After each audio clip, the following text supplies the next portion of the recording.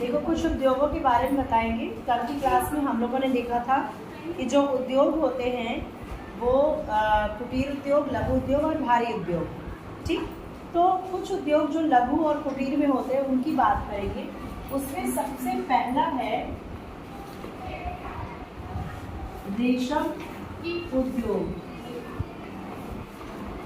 रेशम उद्योग है वो कुटीर उद्योग की तरह होता है, कुटीर उद्योग ही है। अलग अलग परिवार के लोग रेशम के कीड़े पालते हैं अपने अपने बागानों में या ज़मीनों पे।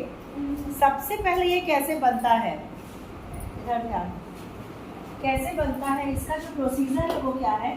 सबसे पहले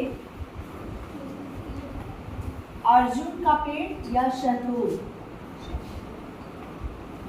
इसकी खेती करनी पड़ती है क्योंकि ये जो रेशम के कीड़े हैं वो इन्हीं दोनों पेड़ पे आते हैं, ठीक है, पनपते हैं।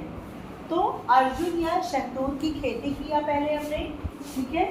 मान लो ये खेती है आपकी, यहाँ पे कीड़े आए, यहाँ पनपे और उन्होंने क्या, यहाँ पे इनका लावा जो होता है खोया, इस तरह से जो कीड़े होते हैं वहाँ पनपते हैं, उन्हें इकट्ठा किया जाता है, ठीक है। इन कीड़ों को इकट्ठा किया जाता है और इनका जो कानून होता है उनको कहते हैं ककून। यानी कि कीड़े जो है एक खोल बनाते हैं अपने चारों तरफ और कीड़े उसके अंदर घुसे होते हैं। तो उन कीड़ों को यहाँ से निकाला जाता है और उस ककून को जो ऐसे होता है, इस तरह दिखता है, इसको इकट्ठा किया जाता है, ठीक है। इसे इकट्ठा करके बहुत बड़ी संख्या में फिर धोया जाता है, उसे फैक्ट्रियों में भेजा जाता है। अब यहाँ से कहाँ चले जाएंगी चीज़ें, फैक्ट्री में। तो फैक्ट्री में जाके रेशम के कपड़े बनते हैं, वो बड़ी बात है लघु उद्योग की। लेकिन ये जो चीज़ है यहाँ से यहाँ तक ककून को इकट्ठा करना, ये कुटीर उद्योग के थ्रू होता है। तो रेशम उद्योग कैसे होता है, अर्जुन या शहतूत की खेती, उसमें से जो कीड़े पनपते हैं रेशम के, उनका जो लावा होता है, ककून जो होता है, उसका खोल, उसको इकट्ठा करके उसको कहाँ भेजा जाता है, फैक्ट्रियों में, और वहाँ सूत उसकी बनाई जाती है, ठीक है। तो ये है रेशम उद्योग। अब जो दूसरा उद्योग है आपकी किताब में, पुस्तक में, वो है चॉकलेट बनाने की प्रक्रिया। चॉकलेट तो खाते ही होंगे, अभी सोचा है कैसे बनता है चॉकलेट, कहाँ से आता है। फैक्ट्री से तो हर चीज़ आती है, फैक्ट्री से तो हर चीज़ आती है। ये किस फल से आता है, उसका नाम है कोको फल। एक फल होता है जिसका नाम है कोको फल। इस फल को इस तरह से होता है वो, ठीक है। तो इसको हम लोग लेते हैं, मतलब उसकी खेती की जाती है, डायरेक्ट उसको निकाला जाता है कोको फल को, और इसका फिर क्या किया जाता है, पाउडर बनाया जाता है। पाउडर बनाया और उसमें क्या चीज़ें मिलाई जाएंगी, चीनी प्लस फ्लेवर प्लस दूध, ठीक, इतनी चीज़ें मिलाई जाती हैं तभी फ्लेवर आता है ना, चॉकलेटी या फिर एकदम मिल्क का रहता है तो उसमें। तो इस तरह से फ्लेवर भी अलग अलग चॉकलेट जो होते हैं, या फिर उसमें क्रंची वो डाल दिया जाता है, बादाम, पिस्ता, काजू, ये सब डाल के फिर इनको पट्टियों के रूप में काटा जाता है, पट्टियों के रूप में सुखाया जाता है, ठीक, और उनको अलग अलग जगहों पे भेजा जाता है। अमूल चॉकलेट है, डेयरी मिल्क है, तो अलग अलग फैक्ट्रियों में इनको भेजा जाता है। तो ये जो कोको फल है, इसका उत्पादन कुटीर उद्योग के रूप में, और फिर ये जो पाउडर बनाया जाता है लघु उद्योग के रूप में, और फिर जब पट्टियाँ बन के चॉकलेट्स बनते हैं वो लघु उद्योग के रूप में ये पूरा निर्माण हो जाता है। इसका प्रोसीजर समझ में आया। उसके बाद है जूट उद्योग। ये बहुत ही आसान सा है क्योंकि ये जूट उद्योग,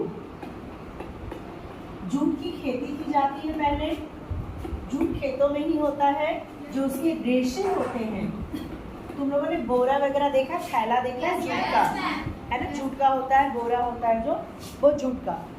तो वो फाइबर होता है, खेती की जाती है, उसके रेशे जो होते हैं वो सड़ाया जाता है, कहाँ, पानी में सड़ाना, ठीक। उसके बाद इसके रेशे निकाले जाते हैं, रेशे बनाना, रस्सियाँ, रेशे मतलब रस्सियाँ बनाना, ओके। और फिर उनको रस्सियों को, बड़े बड़े बंडलों को फैक्ट्री में भेजा जाता है, चाहे उसका थैला बनाओ या बोरा बनाओ या कुछ भी बनाओ जूट का। समझ में आ गई बात? तो ये है आपकी जूट की खेती। अगला है चाय उद्योग। चाय उद्योग, चाय उद्योग भी एकदम रॉ रूप में होता है। चाय की जो पत्तियां हैं वो इकट्ठी की जाती हैं और फिर उसको सुखाया जाता है, ठीक है। उसके बाद पत्तियां जो सुखाई जाती हैं उनको अलग अलग किया जाता है, ठीक है। कुछ एकदम महीन कर दिया जाता है, कुछ वैसे, और उनको फिर फैक्ट्री में भेजा जाता है जहाँ उनके रवे बनते हैं। जो चाय पत्ती आपके घर में है वो काले रंग की रवे के रूप में है ना, तो उनको फैक्ट्री में बनी हुई है। और कुछ जो पत्ती होती है दार्जिलिंग का चाय जैसे कहते हैं, वो रॉ के रूप में होती है, तो कच्चा माल होती है। पत्तियाँ केवल सुखाई जाए और आपको दे दिया जाए, तो वो असली चाय होता है, उसमें फ्लेवर नहीं मिला होता। और बाकी सूख के जब वो फैक्ट्री में जाती हैं तो उसको पॉलिश किया जाता है, उसमें फ्लेवर भी डाला जाता है, उसमें कोई इलायची डाल दिया जाए, अदरक वाली चाय, तो ये चाय वो चाय, है ना। तो ये सब चीज़ें फैक्ट्री में होती हैं। चाय के बाद है रबड़ उद्योग। रबड़ उद्योग, रबड़ जो होता है रबड़ के पेड़ से उत्पन्न होता है। बड़े बड़े पेड़ ऐसे होते हैं, ठीक है। यहाँ पे कट किया जाता है और यहाँ एक ऐसे ही लगा लिया जाता है। इसका जो दूध निकलता है, इस पॉट में जो दूध आया उसको क्या किया जाता है, उबाला जाता है, ठीक है। और फिर ठंडा करके उसकी पट्टियाँ काटी जाती हैं। अच्छा, जब उबालते हैं इस दूध को तो फाड़ना, जैसे तुम लोग पनीर बनाने के लिए दूध को फाड़ते हो, वैसे इस दूध को फाड़ने के लिए एक रसायन होता है, वो डाला जाता है और फिर उससे रबड़ की पट्टियाँ बनाई जाती हैं। लंबी लंबी ऐसे पट्टियों को काट काट के फैक्ट्रियों में भेजा जाता है। तो ये जो रबड़ का दूध निकालना, उसको फाड़ना और बड़े बड़े चिट्टे उसके बनाना, ये लघु उद्योग और कुटीर उद्योग में आता है, ठीक है। फिर ये जब रबड़ जो है फैक्ट्रियों में जाता है तो रबड़ का सामान जैसे कि आपका टायर बन जाता है या खिलौने या कोई भी चीज़, ठीक। तो ये रबड़ उद्योग इतना इसका मैकेनिज्म है। और क्या है, हाँ, लास्ट के दो बाकी बहुत ही अच्छे हैं। कहवा किसे कहते हैं? कहवा का और क्या नाम है? कॉफी। कॉफी का जो बीज होता है वो अलग होता है, उसके इस तरह से गुच्छे में दाने होते हैं इसके, है ना। ये फल होता है, इस तरह से होता है। इसको पहले तोड़ा जाता है, फैला के सुखाया जाता है। इसके अंदर से यानी कि खोल से उसके फल को निकालना,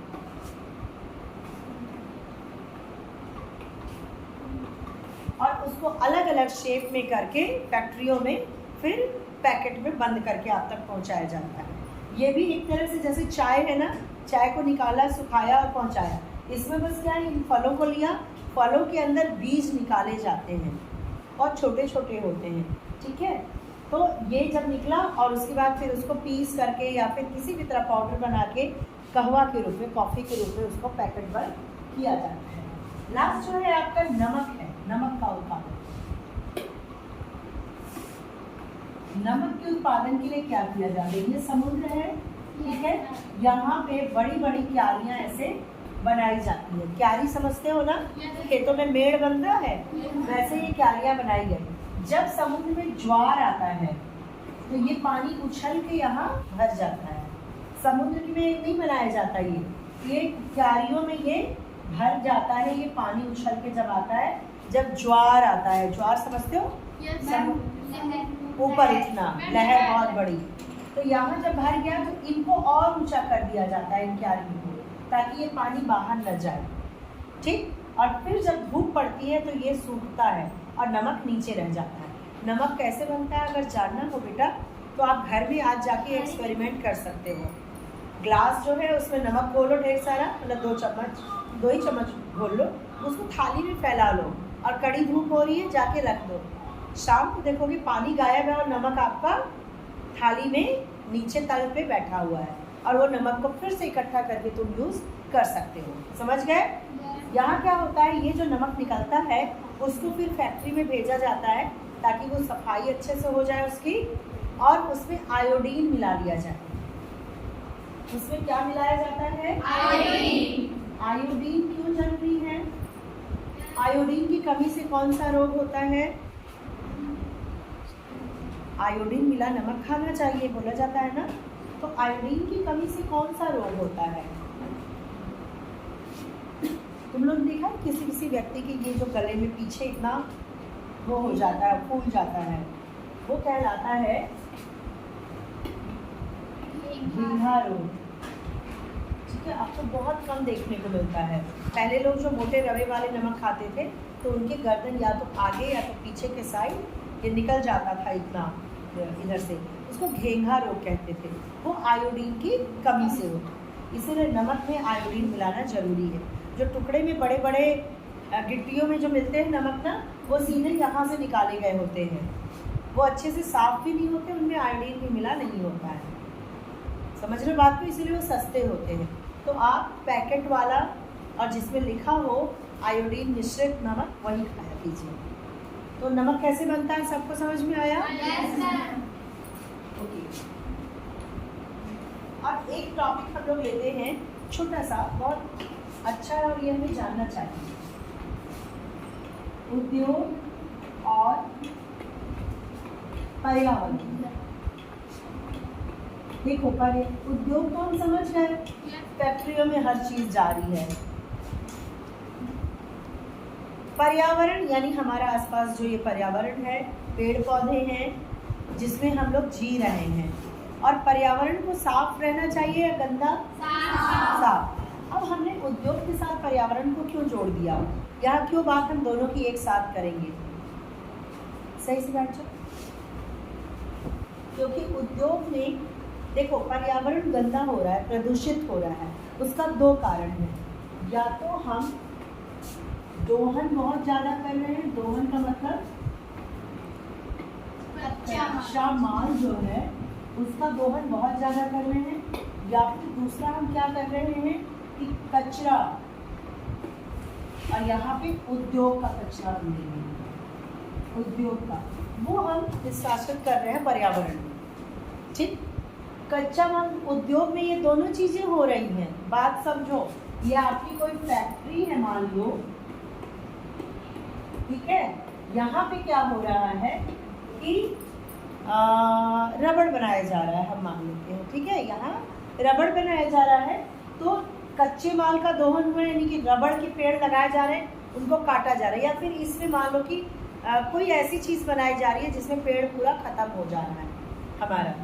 ठीक, तो यहाँ अगर रबड़ को ही ले ले तो रबड़ को काटा जा रहा है, दूध निकाल जा, इतना ज़्यादा कर दिया जा रहा है, पेड़ मर जा रहे हैं, फिर उनको रोपा जाए उतना।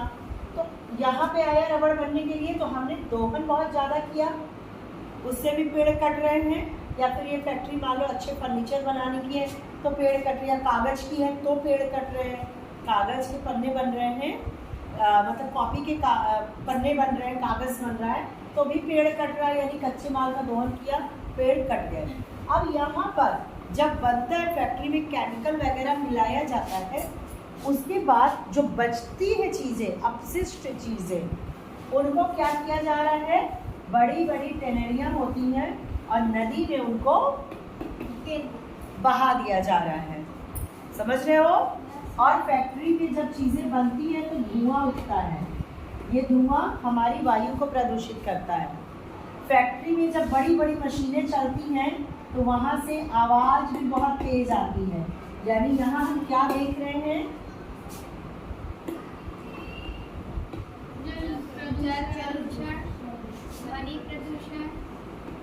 ध्वनि प्रदूषण, वायु प्रदूषण, और साथ साथ में यहाँ जमीन है तो ये भी हो रहा है। ओके, यहाँ हम क्या देख रहे हैं कि हमारी जो फैक्ट्री चल रही है उससे इतने प्रदूषण भी हो रहे हैं, और दूसरी तरफ जो कच्चा माल आ रहा है वो भी हमारे पर्यावरण को बेकार कर रहा है। जब पेड़ ही कट रहे हैं, हर काम के लिए पेड़ चाहिए, ईंधन के लिए भी पेड़ चाहिए, तो जब पेड़ कट रहे हैं तो हमारा ये प्रदूषण अवशोषित कौन करेगा, ठीक है। तो अब इसका उपाय हम क्या कर सकते हैं, इस पर ध्यान देंगे। जो चीज़ें हो रही हैं वो तुम्हारे सामने हैं। उपाय हम अब क्या कर सकते हैं, पहले को बचाने के उपाय, पर्यावरण कैसे बच सकता है।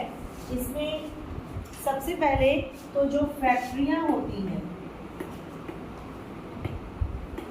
फैक्ट्रियां घर या आवासीय क्षेत्र के पास होनी चाहिए या दूर, पास होनी चाहिए। तुम जहाँ रहती हो वहाँ बगल में फैक्ट्री खुल जाए तो क्या हालत होगी तुम्हारी, पता है। तो आवासीय क्षेत्र से सबसे पहले फैक्ट्रियाँ बहुत दूर होनी चाहिए। और दूसरा, उनके जो अपशिष्ट होते हैं, यानी जो उनसे कचरा निकलता है, उसका निस्तारण अच्छे से होना चाहिए। यानी जैसे मान लो पानी निकल रहा है तो उस पानी का भी दूसरा यूज़ कर लो, या फिर उसी फैक्ट्री में उसको संशोधित कर लो, साफ करा लो, ठीक है। और इन कचरों का निस्तारण भी बहुत दूर जाके कहीं पे होना चाहिए। और अत्यधिक जो ध्वनि होती है, जो ध्वनि प्रदूषण होता है, ध्वनि को अवशोषित कौन कर सकता है, पेड़। तो फैक्ट्रियों के आसपास पेड़ जरूर लगाना चाहिए। अगर फैक्ट्री यहाँ है, आसपास खूब सारे जंगल हो, तो वो उसकी ध्वनि भी अवशोषित कर लेंगे और उसका जो वायु प्रदूषण है, ये जो वायु निकल रहा था यहाँ भी, ये वो भी अवशोषित कर लेंगे पेड़ पौधे। तो हमने क्या देखा कि पर्यावरण को बचाना है तो पेड़ ज़्यादा से ज़्यादा लगाओ, ठीक। अगर एक पेड़ कट रहा है तो 2 पेड़ लगाओ। अगर एक पेड़ तुमने कहीं से उखाड़ दिया तो उसके बदले 2 पेड़ लगाओ। समझ गए बात को। तो इस तरह से पर्यावरण को हमें बचाना है। और किसी भी चीज़ का फालतू यूज़ मत करो। जैसे आप लोग पन्ने को फाड़ के फेंक दिया, किताबें फेंक दी कहीं, ठीक है। तो इनको फेंको मत और सोच समझ के यूज़ करो इनका। क्यों? क्योंकि जितना पेज फटेगा, एक बहुत अच्छा सा कहीं देखा था मैंने, क्लिप देखा था कि पेज यहाँ पे वो फाड़ के बच्चा उड़ाया जा रहा है, पेज उड़ रहे हैं और इधर पेड़ जो है वो कटते जा रहे हैं। समझ रहे हो इसका? जितने पेज फाड़ोगे, जितना आप फालतू व्यय करोगे, उतना पेड़ काटना पड़ेगा, क्योंकि पन्ने जो पेड़ से ही तो बन रहे हैं। तो जितना आप मिसयूज़ करोगे, यानी पेड़ आप ज़्यादा से ज़्यादा कटवा रहे हो। तो हमें मिसयूज़ भी नहीं करना किसी चीज़ का। ये नहीं कि मेरे पास पैसे हम फिर कॉपी खरीद लेंगे, जब पेड़ ही नहीं रहेंगे तब क्या करोगे। ओके, इतनी बात समझ में आई? चलो कल हम लोग भारी उद्योग पढ़ेंगे, ठीक है।